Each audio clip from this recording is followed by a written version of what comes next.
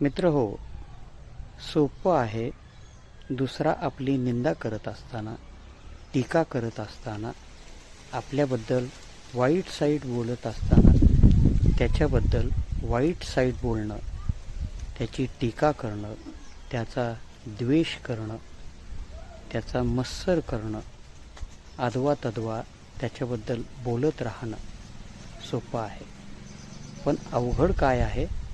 तर अवघड आहे आपलं काम आपण निष्ठेनं चालू ठेवणं.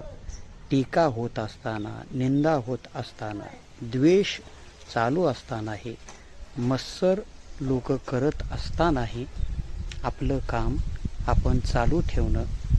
आणि हे काम जर आपण चालू ठेवलं, एकाच ध्येयानं पछाडून, एकाच मार्गाचा निश्चय करून, जिद्दीनं, चिकाटीनं आपलं काम जर आपण कामामध्ये काम, काही म्हणा राम राम असं ईश्वर पूजा करत सुरू ठेवलं ना, तर ज्ञानेश्वर महाराज सांगतात, आपण हळूहळू आपल्या मार्गानं चालत राहणं हा ध्येयाकडे जाण्याचा खरा मार्ग आहे.